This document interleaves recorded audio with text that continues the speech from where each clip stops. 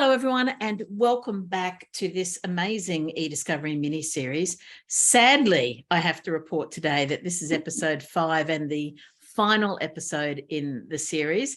It's been part of our digital literacy series, and we have, as you know, been presenting this to you in collaboration with Enhanced Litigation Management Solutions. And Kate and Kira, welcome back again. But I also want to say thank you so much for all of the work that you've put into this series. It's been absolutely amazing, and we've been receiving fabulous feedback on this as we've been going along. So thank you again for everything.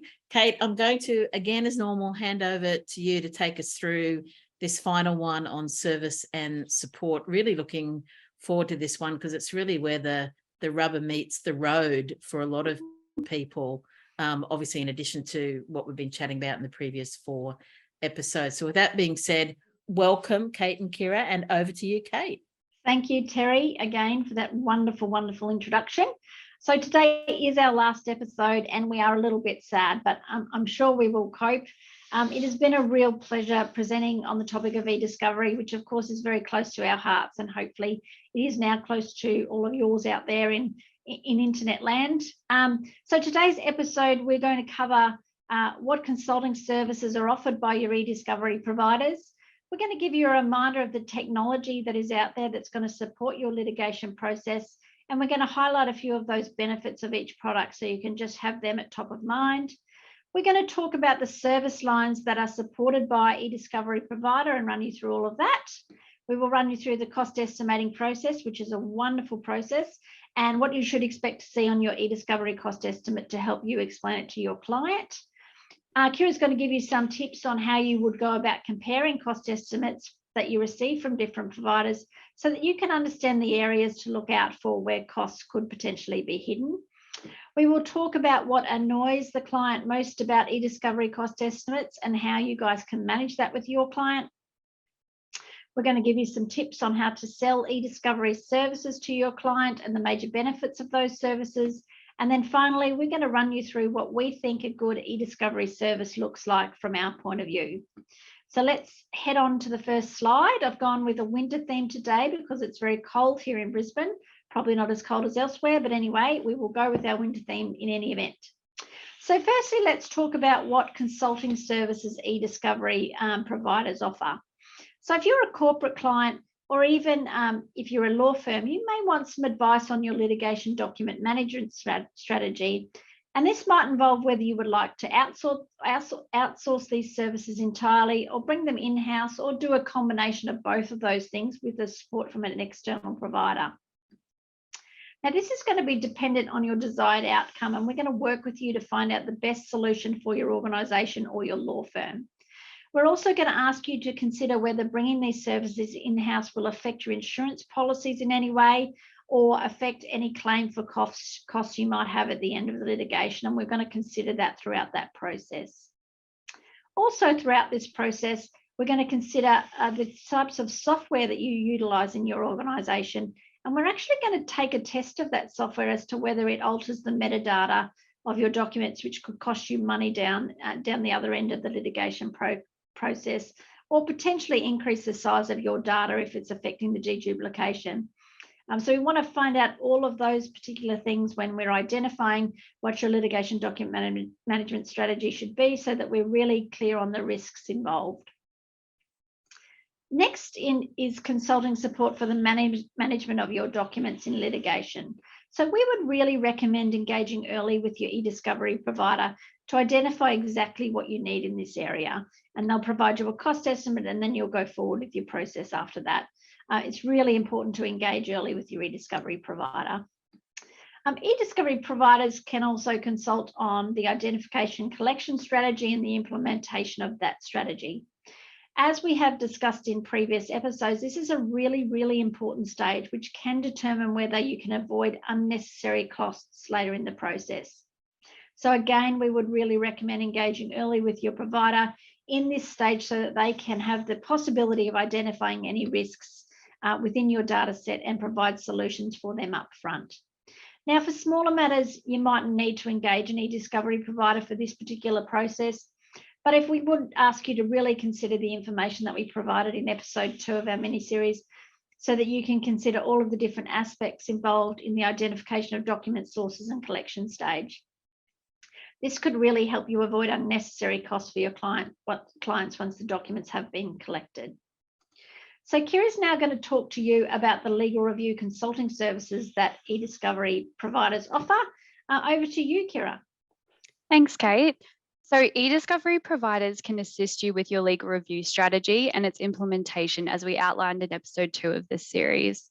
Your eDiscovery provider will be able to guide you through the different options when conducting a legal review process, so that you get the full benefit of all the functionality of a litigation database, but particularly their AI functionality.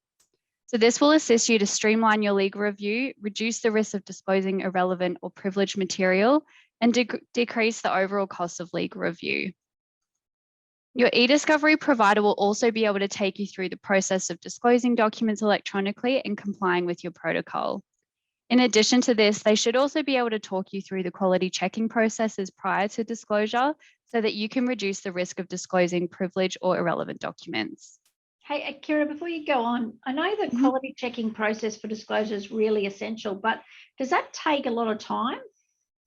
So this will really depend on the size of the disclosure. So to reduce the time it takes, we actually conduct these checks throughout the process to identify documents where the computer thinks that the document is highly relevant, but the lawyer's actually tagged it as not relevant, and vice versa. And these quality checks help to identify documents with privileged terms that have been tagged as relevant as well. And therefore they could be inadvertently disclosed. And we can also identify any confidential or part privileged documents that haven't been redacted yet. So the overall time for the eDiscovery providers to quality check the documents is minimal. However, how long it takes the legal team to actually correct any of those coding issues may take a little bit longer, depending on the size. So in addition to the quality checks to reduce the risk of disclosing a privileged or confidential document, they are kind of essential checks. So is definitely something that we don't want to miss out when we're doing those checks. Yeah, absolutely. And I think too, Kira, it's really important to point out that without these types of litigation databases, you just wouldn't be able to check that stuff. So if you're reviewing them yourself on your own network or in your inbox, you can't actually run any of these checks. So it's super critical and really helpful to make sure we can avoid the risk if possible. Absolutely.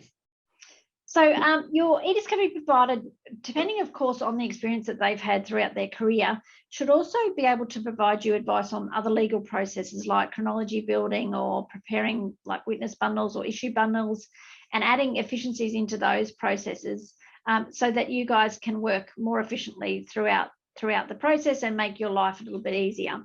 eDiscovery providers are actually there to make your life easier, so you want to get the most value out of them that you possibly can. So there's lots and lots of options to support lots of legal tasks that you undertake every day. You just need to reach out and ask your provider if there's anything they can do to help you. And for you guys to identify what those particular tasks are, I would say to you, if you are doing a repetitive task over and over again, then that is the time you should be reaching out to your eDiscovery provider to say, I hate this task. Is there anything you can possibly do to help me get through it? So if they've got experience working in law firms and particularly in litigation sections, then they're going to more than likely have seen or actually done the task that you're doing, and they should really be able to give you some great tips on how to speed it up and remove some of that repetitive nature of the task and certainly make it more efficient. So by all means, please just reach out and ask. It's worth the 30-second call. It might save you a hell of a lot of time and stop you hating the task that you're doing. And then finally, of course, we would provide advice on eTrials and the software and the services that will help you during your trial process. So in summary, our consulting services can begin right with developing your litigation management strategy and progress all the way through to your eTrial document management strategy. And you can buy these services at any point in time. But if you only need consulting for a particular litigation matter from processing through to the eTrial, then you would only utilize your eDiscovery provider for that period of time. It is very much a demand service, which is great because that means you don't have to carry the cost in-house when you're not utilizing it.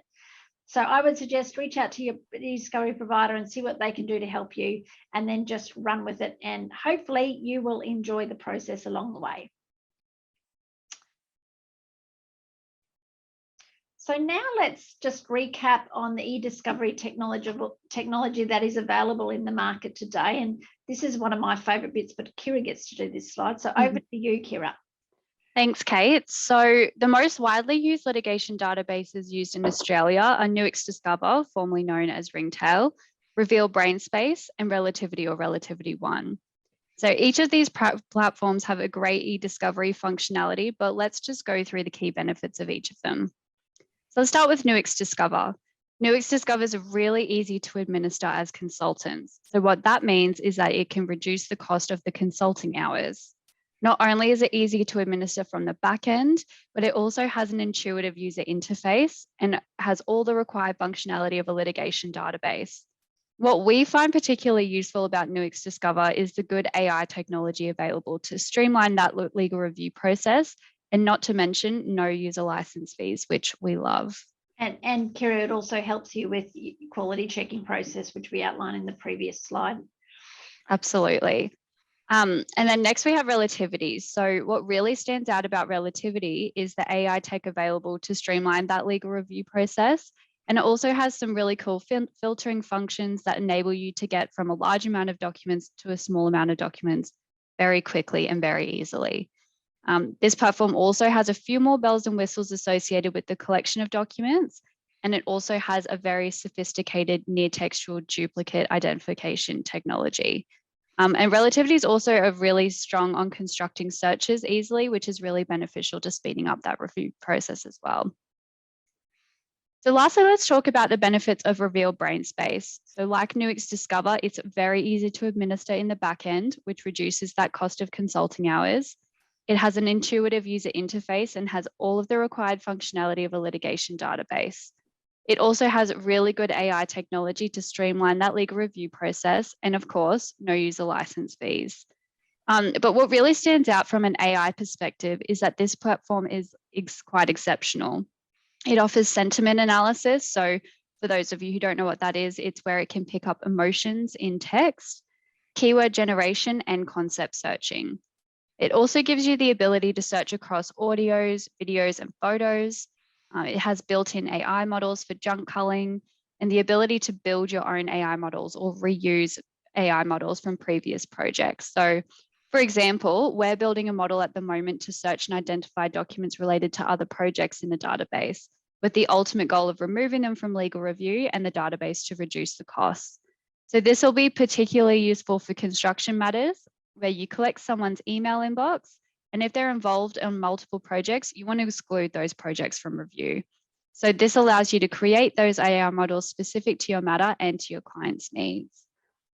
Another really cool benefit of Reveal Brainspace is, of course, the continuous active learning, where the software categorizes documents with the most relevant documents first and the least relevant last. But in addition to being able to run this tech for relevance, you can also run it on case issues or any other field. So for case issues, this means that the software can categorize documents that are highly relevant to a particular case issue, which means you're going to get across the content much faster. Yeah, so I think everyone can tell you're quite excited about this new Reveal Brainspace technology. Just a bit. It certainly is blowing our minds at the moment. So Kira, you mentioned that you can search across audio and video. This is just not something that we've seen in litigation databases before. Does this mean, what does it do? Like, does it create a text file from the video and the audio file that you can then search across? Yeah, that's exactly right. And you mentioned that you can search across images or photos. So how does it actually do that? How does it learn from a photo what's in the photo? So you know how sometimes when you're entering in a password in a particular software and it will check to see if you're a robot or not, and will require you to select those squares containing specific images. So like select the ones with traffic lights and so on. It's actually using that technology and learning from that to create tags on images so that you can search across it. So for example, if you wanted to find all images of a bridge, you can run that search for a bridge and it will pull up all of those images for you. So really, really powerful. Yeah, that's pretty cool too, because when we're jump culling, we do a lot of finding people's photos of their kids and their families, and to be able to search for, show me a picture of a smiling child, that will be really, really useful for that particular process and speed it up to reduce the consulting hours. Absolutely. So now I want to shift over to the chronology building tools. So the current tools that we're aware of on the market are Microsoft Word and Excel, or Evercron, which is a tool that Elms is providing to its clients currently. So Kate's actually going to be doing a demo of this product through the CLI Legal Techie Tuesday on the 14th of June. So definitely go and check that out when that's available. And we also did go through the top 9 benefits of Evercron in episode 4 of the CLI Digital Literacy series. So please feel free to go back and check that out. But probably the key benefit of Evercron over using it over Word and Excel is that you're always looking at an up-to-date version. You can share the chronology with whoever you like because it's stored securely in the cloud with the Amazon Web Services in Australia. And what I find the best is you can link the facts to the people, to the documents, and to the issues really quickly and really easily. So next, let's just talk about real-time transcripts or electronic court book software. So you will actually need to engage with a provider who offers these tools. So if you're working with Elms, we will organize the eTrial for you and make you understand the pros and cons of these tools and how to use them to your advantage in court. And finally, there are lots of softwares out there for e-briefing. And if anyone would like a recommendation, please just give us a call and we can talk you through those options. That's fantastic. Thank you so much, Kira. Now let's talk about the different service lines that eDiscovery providers support. So firstly, of course, early claims assessment, which is a service line that's right at the start of your project. And it is usually the initial phase where you get to understand exactly what's in your document set or get a broad overview of what's in your document set.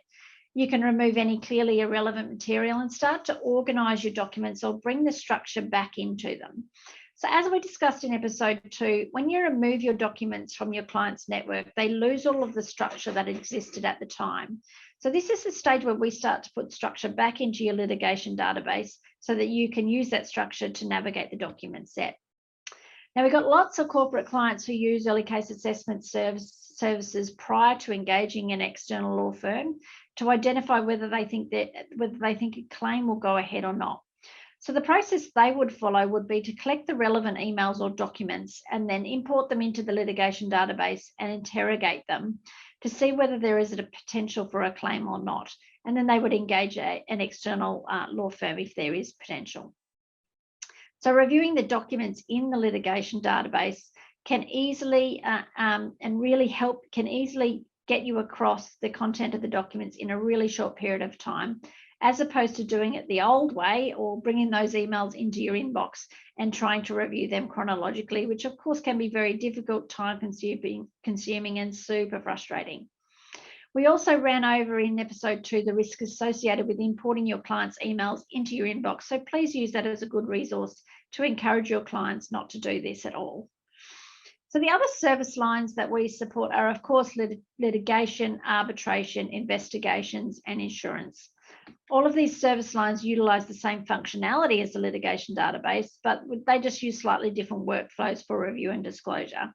So pretty much we can support any service line where you are required to import documents and interrogate them and produce them to another party. So it's a pretty flexible functionality and can be used for pretty much any purpose that requires that flexibility. Now we're going to have a quick chat about cost estimates. So this is something I do on a regular basis. Quite enjoy it actually. That makes me probably very nerdy. But anyway, so firstly, cost estimates from eDiscovery providers, I will say, can be difficult to understand at times.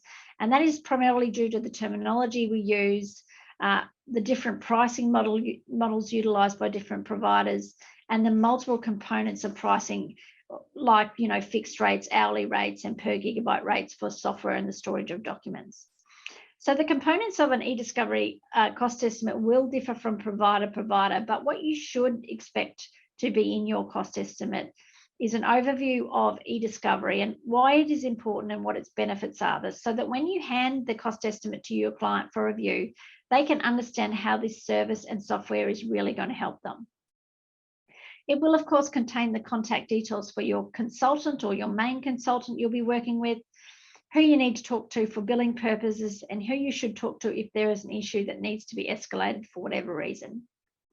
It should outline the technology that you'll be using throughout the project, and it should explain the eDiscovery process, hopefully in a visual format so it's easy to understand. It should set out the pricing model, which would usually be a combination of fixed fees, hourly rates, and per gigabyte rates for the software and storage of documents.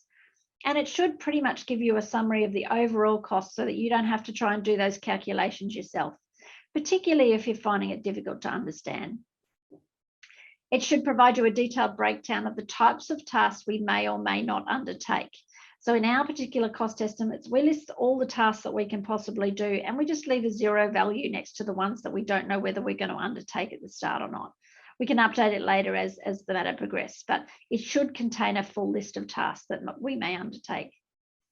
It should also list any assumptions we make, which could impact the cost. So a good example of an assumption that we make is that if you provide us with a 10 gigabyte compressed zip file, once we unzip that file, it could actually double in size or even more than that, which really could impact your cost estimate significantly.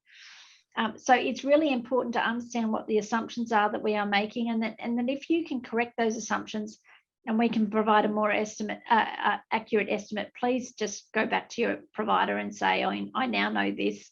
Can you please update the estimate? And I'm sure they'd be more than pleased to do that. And of course, it's going to contain all of the payment terms and conditions so you can actually pay your invoice at the end. So my advice on this would be, if you don't understand your estimate, just ask your provider to explain it in non-technical terms so that you can fully explain that to your client. There's nothing worse than providing it to your client and they ask you a question and you can't answer it. So by all means, just keep pushing back on your provider till you understand what they're trying to tell you. Kira, can you now run everyone through maybe just a few tips on and to look out for when they receive a cost estimate from a provider so that they can, look out for these things and make a decision on whether they're going to push forward with that provider or not? Yeah, of course. So comparing cost estimates across different providers can be really difficult when different providers use different terminology and have different pricing models. So firstly, you want to make sure that all providers are given the same information. One provider might come back and ask a whole list of follow-up questions, which you might not have actually considered, and that could actually alter the cost estimate quite significantly.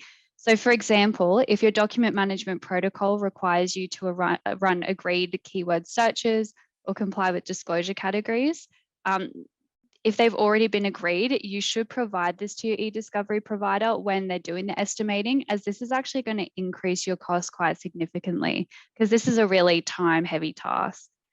So it is important that you also provide this information up front where you can so that those tasks can be included in the estimate and so that you don't give your client a heart attack when they receive the invoice. So on top of that, it's also important to ensure that all of the providers are given that new information and have the same information when it comes to hand.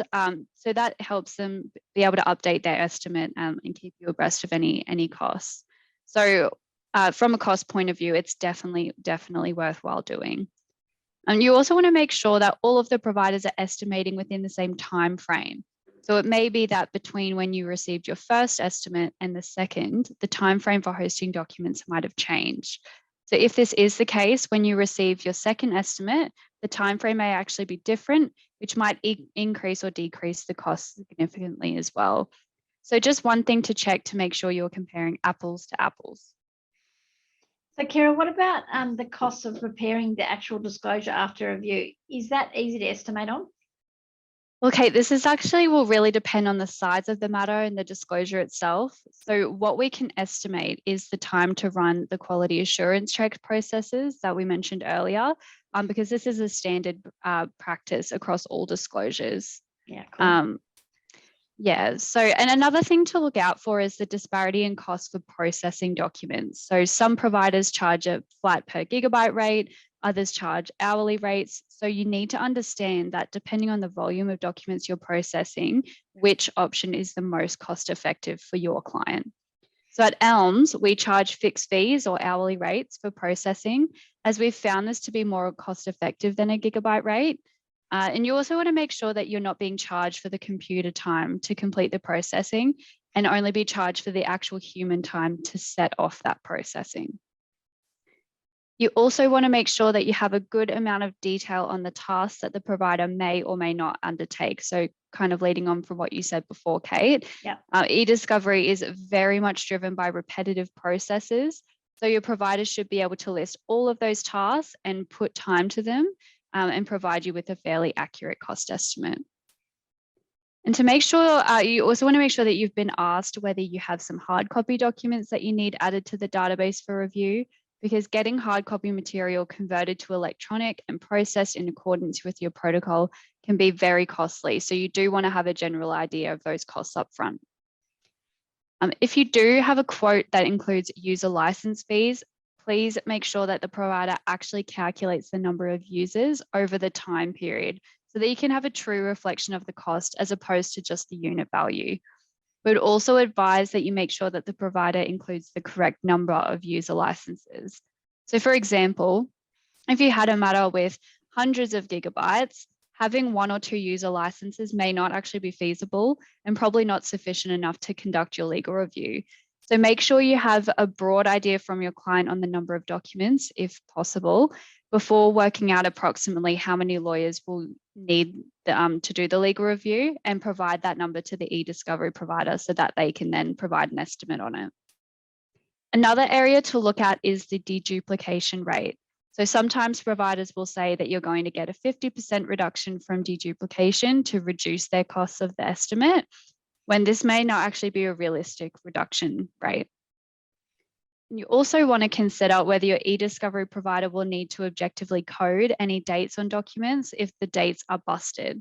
Again, this can be a very time-consuming and costly process, so you want to make sure that they identify this issue in the cost estimate phase. And finally, and probably maybe not an obvious one, but make sure they total up all of the numbers for you so that you don't actually have to work out the total cost estimate for yourself, because that can actually be really hard when you're working with all different components of the cost estimate.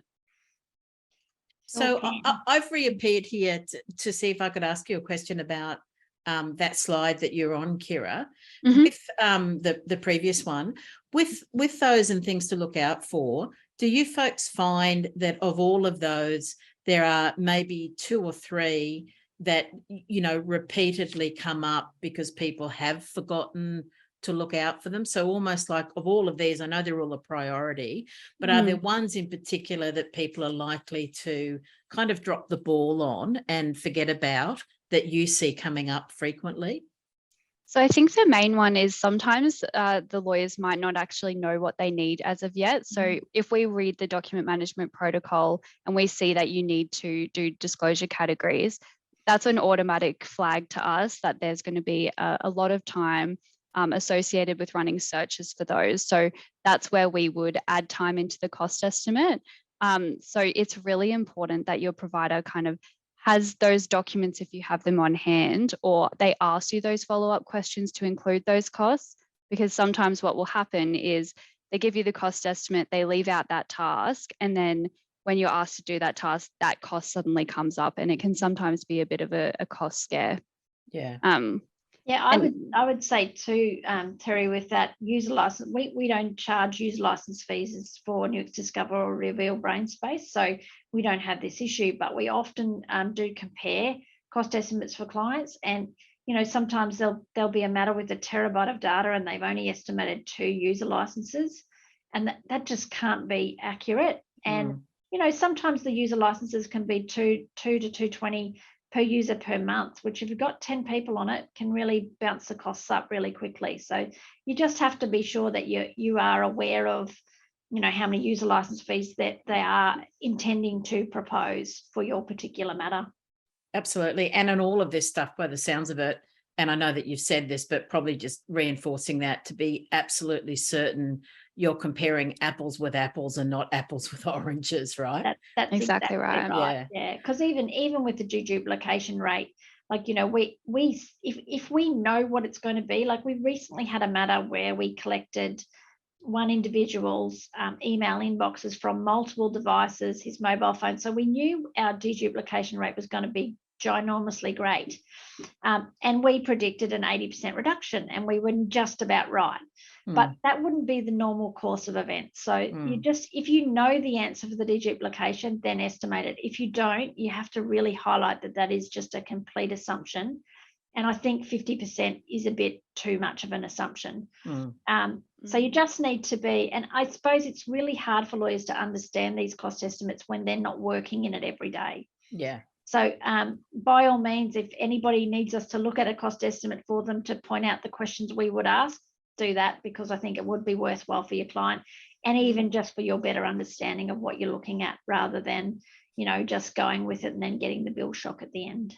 And just to add to that as well, if you do have a task that comes up, don't be afraid to ask your provider for an updated cost estimate before it actually starts, just so you kind of have full scope and know exactly what's coming up for you.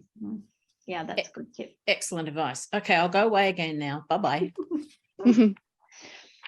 Okay, so now we're going to have a bit of a chat about, certainly from my experience, what are the things that annoy your end client most and how you can try to avoid them. So firstly, if your client hasn't been through a lot of litigation in their time, then they're simply not going to understand the eDiscovery process.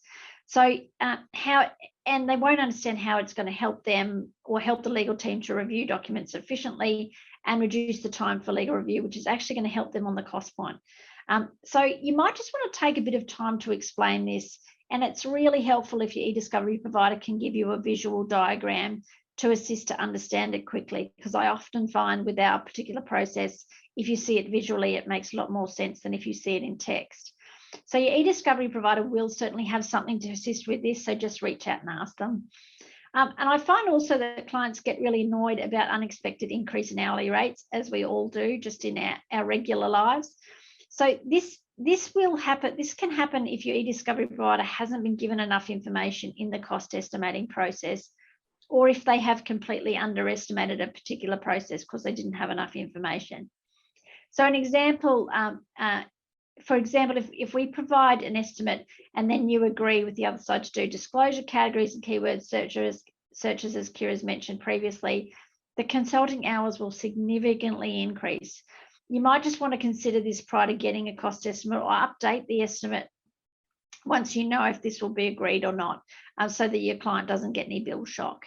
And we recently had one where they hadn't agreed disclosure categories and keyword searches prior to us estimating.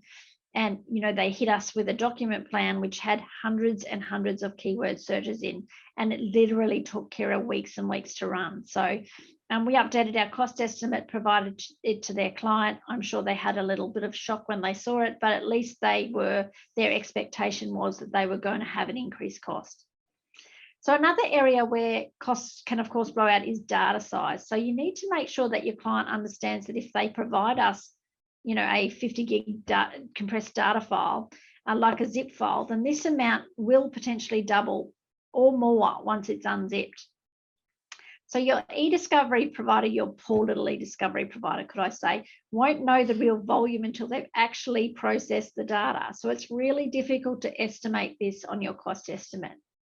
So I think this is just something that everybody needs to be really aware of, so that you can avoid bill shock. So once your documents are processed, your eDiscovery provider can let you know the final volume and therefore the cost. So we are currently working with one of our providers at the moment to see if they could develop a tool that could have a sneak peek inside the zip file and give us the real size for our estimating process. But until that comes along, this is something that you're just going to have to put up with, unfortunately. And then there's the other common annoyance for clients, which is, of course, too much technical language. So most people really don't understand technical terms. So you need to make sure that if your eDiscovery provider is talking to your client, that they're speaking at the client's technical level so that everyone is on the same page. And I often find when that is happening to us and we talk to the client, if we bring it back to a hard copy example, that's really helpful to the client to understand what information we are trying to deliver to them. It's just going to make your whole life a lot easier along the way. And when dealing with your client, it's really going to reduce, the pain that they're going through at the time. So we would recommend that. And Kate, can I just ask, in your experience, what do you actually find about the hardest part about preparing a cost estimate? So I reckon for me, it's estimating the data size and the deduplication rate, because you simply just can't get the answers to that until you've processed the documents. I would also say it's really hard to estimate if you know your documents from your client, if the dates are going to be busted. Like, you just don't know that till you've got them. And sometimes the lawyers don't know that till they've given it to us. So that can also be really tricky and can really bump your fees up if someone has to go through and manually code those documents. There might just be a better option for you to actually recollect the documents. Now, of course, if you get your provider involved in the identification of document stages, they'll pick this up at that stage. So if you get us involved really early, we can avoid some of that cost. If you don't, then you might just have to wear it down the other end. Okay, so now let's talk about how you might sell these eDiscovery services to your clients. So the electronic management of documents, or eDiscovery as we more commonly call it, is a really essential component in the project management of modern litigation. So due to the volumes of data that we are generating and dealing with, it is simply not possible to review the documents efficiently without the use of a litigation database. So with an investment in project management and eDiscovery at an early stage in your matter, your legal team can achieve a more comprehensive understanding of the relevant facts early, which is just critical to defending a case. They can get you in a better position sooner and enable you to defend more aggressively. You can gain significant efficiencies throughout the processes that we follow, and will enable you to accurately predict costs up front. So these are really 4 critical things to tell your client that will help them understand why these services and software are so really critical to their matter. And then I suppose we need to just highlight the major benefits of eDiscovery for your client. Now, look, there are many, many benefits, but you don't want to overburden your client. So you just need to bring it down to what we think are the 4 major benefits. So firstly, there is the early case assessment, which we see as a really major benefit when it comes to litigation databases. So the legal team can more readily review the information, assess their client's case, and prepare to get them in the best position possible early. At Elms, when we collect the data at the outset, we will make sure that the metadata is not altered in any way. We're going to collate it into a searchable database. We're going to remove all the duplicate and junk documents for you, and we're going to present that information to the lawyers with bundled sets of data to review that is logical, categorized, concise, complete, and very nice and clean. We are really quite over the top about the cleanliness of our databases and database hygiene. So that's what you will see from us. Very true. And Kate, does every matter have an early case assessment stage? Yeah, look, every matter now for us has an early case assessment workflow. And we really use this phase to identify and remove irrelevant material, which can, of course, reduce your legal review time and the cost of storing documents, which is a good outcome for your client from a cost perspective. And we also use this space to add a lot of structure back into the documents in this particular phase and bundle important documents together, which enables the legal team to read them in context and get across the facts faster. It really gives the lawyers a really top level view of what's going on in their document sets, and it informs their decisions to move forward, which is really great. So the next benefit is time saving. So eDiscovery processes save time and obviously therefore money. So this is particularly useful to reduce legal review time, as your eDiscovery provider can remove duplicate documents that relate to other projects, and a lot of the noise in the documents. And what I mean by that is the junk emails. So everything Dan Murphy's, the footy tipping comps, the sales on at Myer next week, all of those types of emails that are actually life related, but not necessarily relate to your legal case. So this can substantially reduce the cost and time involved in legal review and the disclosure process, and is really worth doing. We also use really good tech with sophisticated artificial intelligence to make the process of identifying, collecting, organising and reviewing documents very efficient and seamless. So the next really important benefit to remember is risk reduction. And what we're really talking about here is making sure that your data is secure and giving you that peace of mind. So the technology that Elms uses provides the most comprehensive security and compliance controls in the market. It is actually certified by the Information Security Registers Assessor Program, or IRAP as it's called, and it sits in a secure cloud environment through Amazon Web Services in Australia. And then the final benefit, of course, is the cost savings. So traditionally, discovery has been a really highly labour-intensive process with legal teams manually coding and reviewing documents. And you'd have several lawyers and paralegals can often be required to sift through and review documents, being charged at an hourly rate. So if you're using our services and the discovery software at the start of your matter, we can more efficiently collect the right data in the right way. We can reduce review time by the lawyers. So although you are subject to initial investment up front, the efficiencies created by eDiscovery processes, they really deliver meaningful overall cost savings for your client, which of course is beneficial to everybody. So now let's talk about what a good eDiscovery service looks like from our point of view. And I'm going to let Kira talk you through these particular slides. So over to you, Kira. Thanks, Kate. So at Elms, we try very hard to actually listen to our clients. Because of our in-depth knowledge of the litigation process, we understand that sometimes when a lawyer asks for something, they're actually really asking for something else. That's probably the biggest difference at Elms. In addition to being experts in the software, which is of course essential, we're also experts in the litigation process, which means we can help legal teams with all aspects of their litigation process and save them time on repetitive tasks. The next is transparency. So at Elms, we try to be very transparent with our clients. We're honest in our time predictions and costs. And if we do make an error, we accept responsibility for that error and fix the problem straight away. You will always know how we are progressing with a task, and we will be able to provide you with regular updates as well. And at Elms, we also like to build understanding in our clients' knowledge of the software and how to actually use it. We will teach you as much of the technical skills as you would like, which will often involve a Zoom call or a telephone call to run you through what you need in real time. And then we'll follow that up with an email outlining the steps for the task that you're doing as well. So Kira, what's your feel on how the lawyers are engaging with the technology? I know back when I started a long time ago, the lawyers really didn't want anything to do with the tech, but I sense we've really come a long way since then.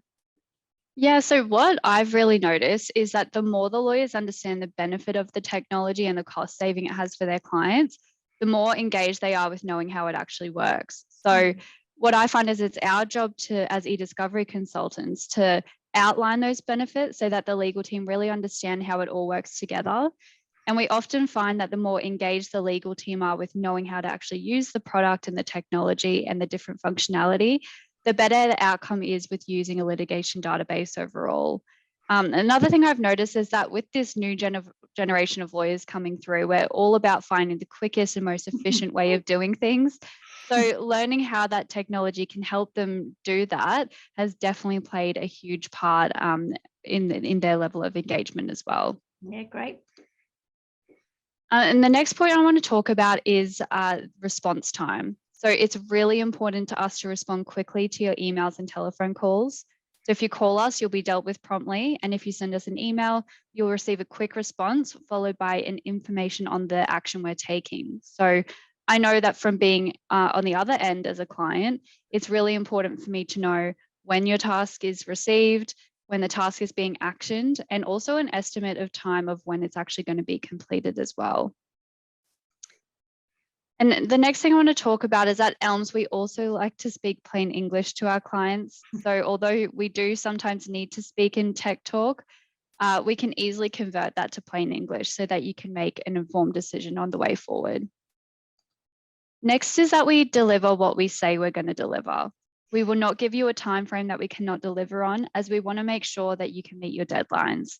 So if something unforeseen does happen, we will let you know as soon as possible so that you can manage that communication on your end with the other side or your client. And next, your eDiscovery consultant needs to be consistent. So it's important to have one main point of contact for your day-to-day needs. Unless they are on leave, then you should expect to receive a communication from your consultant advising who will actually take over in their absence. And given that we are a process-driven business, tasks will be completed in a consistent manner, which means that once a handover has been provided to another consultant, you will see the same outcome for all of the tasks.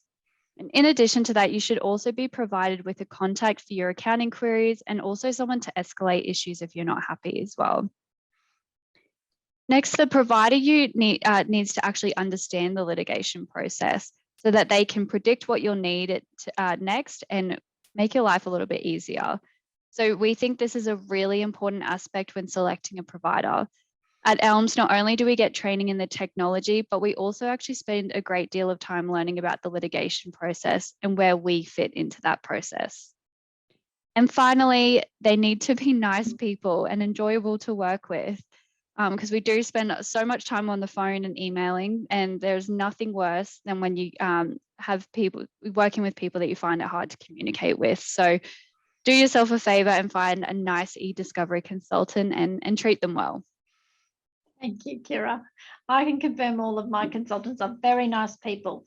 So please come and join us if you choose. If anyone has any questions, please, by all means, pop them in the Q&A box. Or if you feel more comfortable reaching out to us directly, our numbers are on the screen. I want to say thank you all for coming along today and for the whole series to learn about the service and support that's available from eDiscovery providers. We love banging on about this sort of tech, so it's really nice to have a forum to do that. So thank you very much, Terry and the Centre for Legal Innovation, for putting on this series. We do really appreciate the opportunity to present. Well, speaking of nice people, what an absolute pleasure it's been to work with you over this series. You know, I've loved every single one of them, and most particularly what I've loved about it is just how practical they've been, how candid you've been, and how supportive you've been of people that are entering this kind of space or just want to do a deep dive into one of the subject areas that you've covered. So it really is as a series, one of those ones you can take the lot or just jump in where needs be. I know that you are open to people contacting you.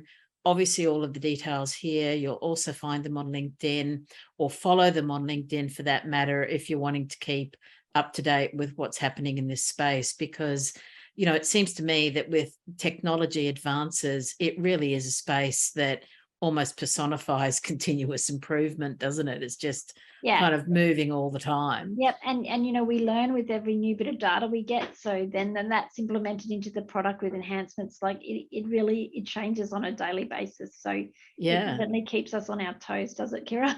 Yeah, it really does. Yeah, which makes it exciting, but I'm sure at times exhausting as well. But absolutely amazing. That's the fun bit of us working to get something done. So that's actually the bit we all like. I know. Yeah, well, for me too. But you know, it's I get that in lots of different directions. But you know, look, again for today, thank you everyone. You know, let me add that as well for attending this and for attending the whole series. And thank you, Kate and Kira as well. And if I may for a second, particularly thank you, Kate, for coming on this journey with us, mapping it out, presenting this in a way that really has contributed to people's knowledge and understanding of this area, so critical today in terms of the sort of work that we've been talking about, but also incredibly generous of you and your company, obviously Enhanced Litigation Management Solutions, for collaborating with us on this. So thank you especially, but thank you both today. And thanks again everyone for attending. Don't forget, do be sure to visit all 5 of these episodes. Thank you very much again everyone, and see you at another event. Have a great day. Thank you. Bye. Bye.